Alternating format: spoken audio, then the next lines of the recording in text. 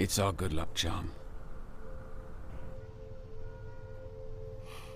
Luck for anything that counts.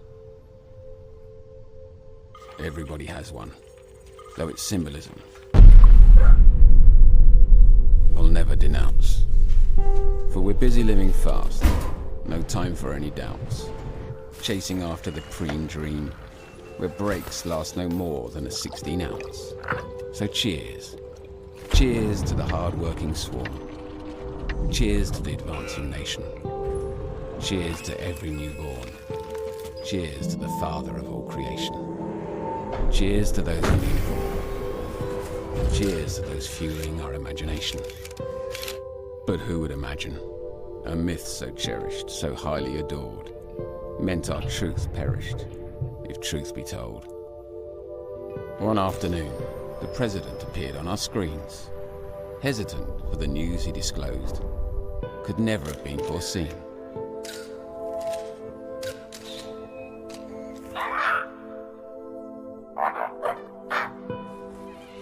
Everyone cheered.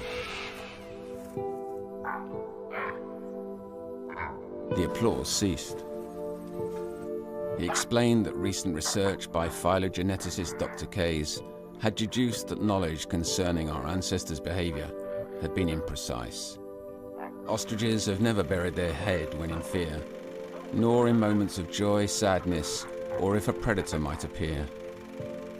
Why we believe this is our instinct, we still have no clue. Yet we've come to place our heads anywhere they'd fit into. As your leader, I have come to you uncovered. I'm hereby dismantling this uncalled for behavior upon myself and those I govern. Instantly flyers were handed out, signs were put to use. No ostrich was allowed to cover its head, no matter the excuse. They looked around in hopes of being reassured, got a clear reflection of how much they're deeply confused. That day everybody left and none came back. An overflow of doubt became a burden on their back. Some drank to forget, others went on to crack. The white had the same essence of the pitch black.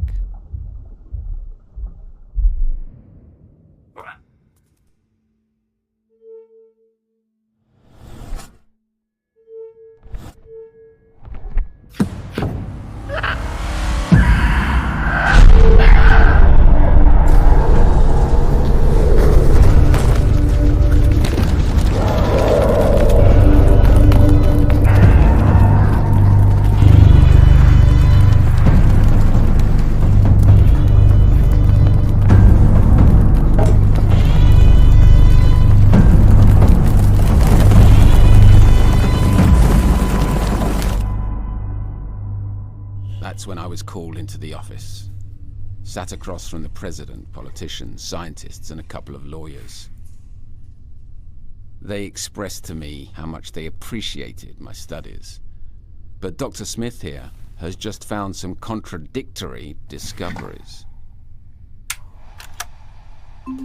Apparently, leaving your head in open space harms auditory perception, and exposing our heads to sunlight might cause erectile dysfunction, harming our system of reproduction, not to mention retina malfunction, failure of neuromuscular junction, atrial fibrillation, and avian infection.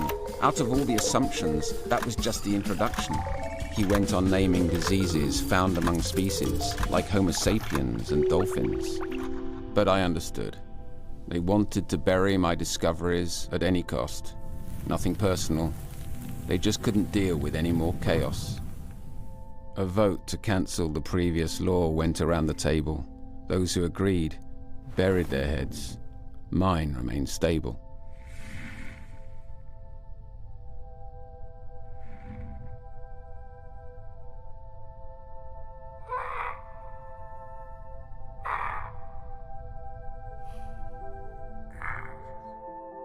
After the meeting, everybody heard the good news. I found myself wandering among the celebrating hues.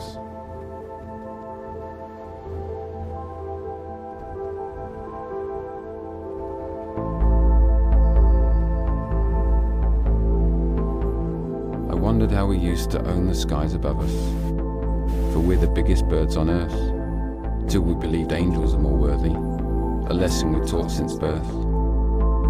I wondered of all the fallen feathers, and how the heavens must be filled with poets, gazing at the tree of knowledge, with rotten apples below it. I wondered how come they never picked up the truth, and upon us bestow it. Or is it already within us, but we're terrified to show it? So we wander around bleak, with the spark of our soul lit. If poetry lies its way to the truth, we've been lied to, and you know it.